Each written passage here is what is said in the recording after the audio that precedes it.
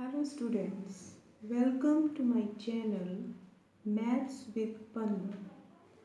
Today I would like to teach you the subject Cauchy-Riemann equations of M3 class of BTech. So before starting this, we are discussing some basic concepts for this topic.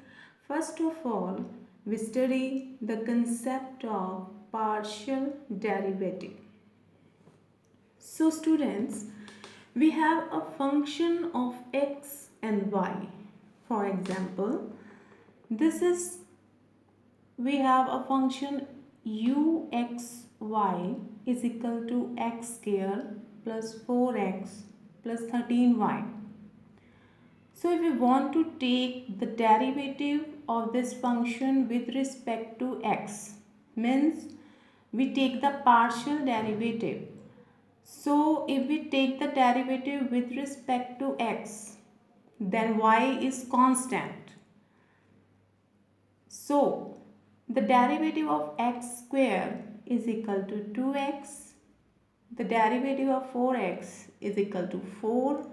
We know that the derivative of x is equal to 1 and 13y, we treat it as a constant. The derivative of 13y is equal to 0. So then we get the answer 2x plus 4. Now if we want to take the derivative with respect to y, then we treat x is equal to constant term. For example, when we take the derivative with respect to y, then the derivative of x square is equal to 0, the derivative of 4x is equal to 0, and the derivative of 13y is equal to 13. Means we get the answer is equal to 13. So students, this is the basic concept of partial derivative. But we are discussing here our main topic, that is Cauchy-Riemann equations. So we start with the definition. The necessary and sufficient condition for the function w is equal to fz. Fz is equal to uxy plus iota vxy is said to be analytic in the region R if this function satisfies the following properties. The first property is ux. Ux means the derivative of the function u with respect to x. Uy, and we have another function v, the derivative of v with respect to x with y. These functions are all exist in R. And the second condition is the partial derivative of u with respect to x is equal to the partial derivative of v with respect to y, and the partial derivative of u with respect to y is equal to minus the partial derivative of v with respect to x. These equations are called CR equations. So students, this is the definition of CR equations, but we completely understand this definition by some examples.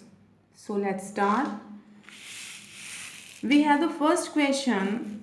Discuss the analytic of the function sin z, means sine hyperbolic function of z. So we have the function sin z. Here z is a complex number, means z is equal to x plus iota y. We have fz, we can elaborate it as u plus iota y, and we use the formula of sin x plus iota y, that is equal to sin x cos y plus iota cos hyperbolic function of x and sin y. By comparing the real and imaginary parts from the both sides, we get u is equal to sin x cos y and v is equal to iota cos x sin y. Students, u is a real function and v is an imaginary function. So we compare this function and we need not write here iota. This is only writing for your understanding. Next step of this question is we take the derivative of u. We take the derivative of u with respect to x. So the derivative of sin hyperbolic x is equal to cos hyperbolic x. Because cos y is a constant, so we write it as it is. When we take the derivative of u with respect to y, the derivative of cos y is equal to minus sin y. Then we turn on the v function. We take the derivative of v with respect to x. The derivative of cos x is equal to cos x is equal to sin x, and the derivative of v with respect to y, sin y, the derivative of sin y is equal to cos y. Now we check that this function is analytic or not. For this,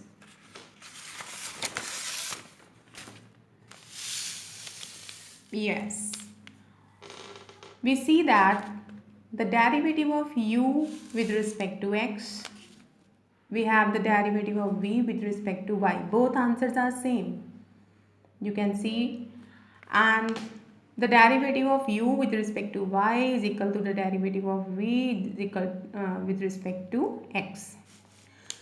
Means we satisfy the both conditions of CR equations. So we write here u and v satisfies CR equations. So fz is analytic. So if you have some problem in this question, so we can take another example for your practice. So we turn on next question. The same question, fz is equal to cos hyperbolic z.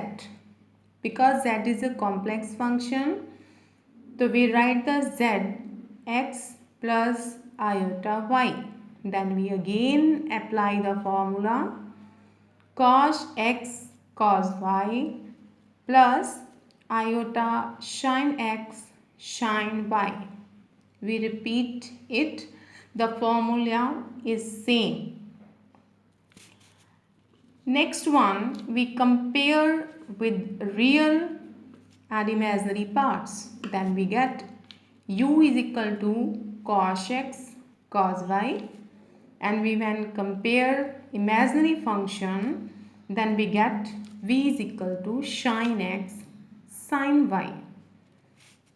In the same process as above we are doing, we take the partial derivative of u with respect to x, the derivative of cos hyperbolic x, we get sin hyperbolic x, and in the same way we take the derivative of u with respect to y. Then we come on the next function, We take the derivative of v with respect to x and the derivative of v with respect to y. Then we check the Cauchy-Riemann equations are fully satisfied. So this function is also an analytic function. Now students, we are going on the next example. Now we take the algebraic example. This function is fz is equal to z cube. Here again z is a complex function. So we take z is equal to x plus iota y. So we open this identity as we see x plus iota y cube. So we use the identity a plus b to the whole cube is equal to a cube plus b cube plus 3ab a plus b. We can use another identity also. For your knowledge, I tell you the value of iota cube is equal to minus iota and the value of iota square is equal to minus 1 that is using in our question. So we open this identity x cube plus iota y cube. We treat the x as a and treat iota y is equal to b.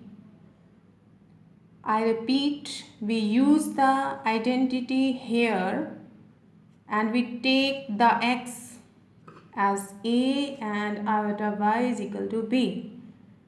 So now we open this identity x cube plus iota y cube plus 3x into iota y and x plus iota y.